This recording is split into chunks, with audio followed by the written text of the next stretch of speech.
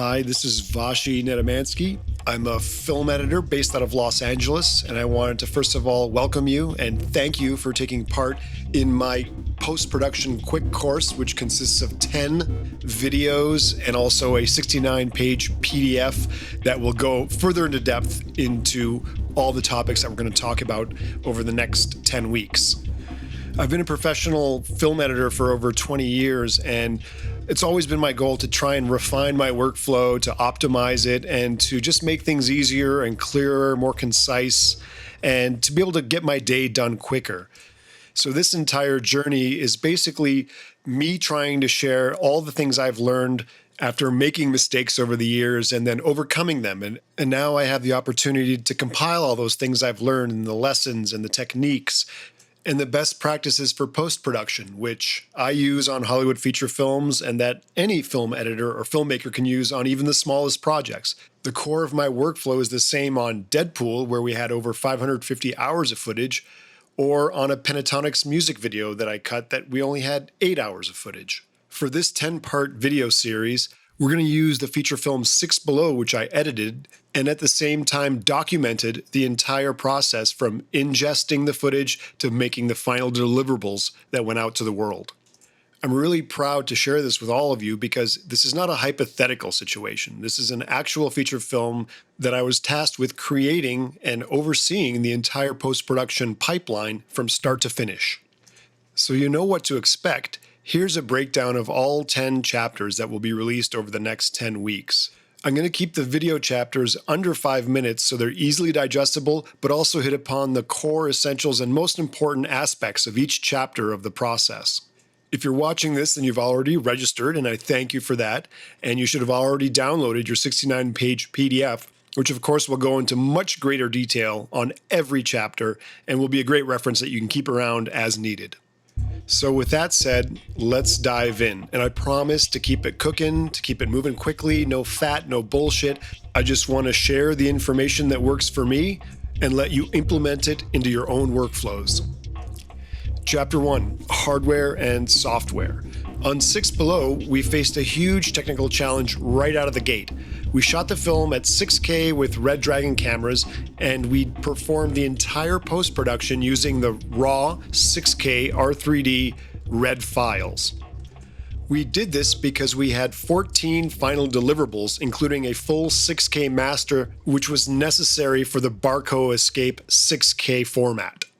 This means no proxies, no offline. We're editing the raw footage. And to accomplish this, we needed an extremely powerful workstation and extremely powerful GPUs. I've always believed in front-loading your post-production system and getting the best equipment that your budget allows. That investment up front gave us real-time editing during post-production and saved a lot of time downstream during rendering and exports. And because we were editing the 6K raw RED files, we never had to do a conform at the end and swap out proxies with the original camera footage. We even did all the VFX in 6K. Here's the complete breakdown of the workstation that I used to cut the first native 6K feature film in Hollywood history. I'll leave this image up as I talk you through why we chose these components. My post-production supervisor, Mike McCarthy, and myself tested out every system and every platform out there to try and get real-time playback of these 6K RED RAW files. And this specific combination was the only workstation that could play everything back in real time. The first cut of the film was 2 hours and 49 minutes long, and the entire timeline consisted of these 6K RED RAW files. We were able to hit play and watch the entire timeline with no glitches and no dropouts. 3 years later, and this is still my main workstation, and now I'm dealing with 8K footage, and I'm future-proofed against whatever comes out next. The two most important components that gave us this power and stability were definitely the Dell Precision 7910 workstation with its 20-core Intel processor and the NVIDIA Quattro M6000 12GB graphics card. The power of the Dell Tower allowed us to chew through that 6K footage, while the NVIDIA card assisted in real-time playback and also splitting the signal onto 4 screens at once, including a 4K monitor and 3 55-inch LCD TVs. so we could see the Barco Escape 3-screen format.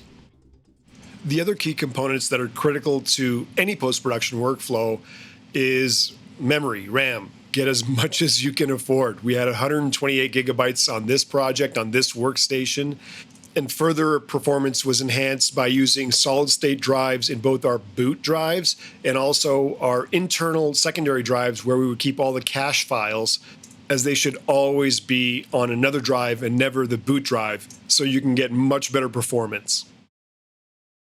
We chose Adobe Premiere Pro as the editing platform because it could handle natively 6K files, and in concert with the NVIDIA GPU, we can get accelerated GPU playback and effects on the fly with no rendering. On top of that, we had direct access to After Effects via dynamic linking from Premiere Pro, so I could send my 6K shots to the VFX editors and let them work in After Effects, and then they could return a 6K completed file right back into my timeline. The combination of my Dell Workstation, the NVIDIA Quadro cards, and Adobe Premiere Pro are even more powerful today, as they've just updated and allow for H.264 and H.265 hardware encoding. With the right set of optimized tools, I have more time to focus on the storytelling process and nothing else.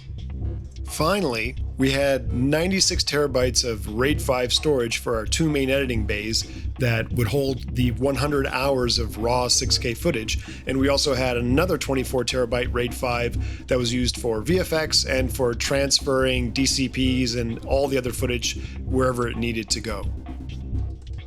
So this brings chapter 1 to an end. I know I blew past 5 minutes, but it's still shorter than a Quibi, so there's that.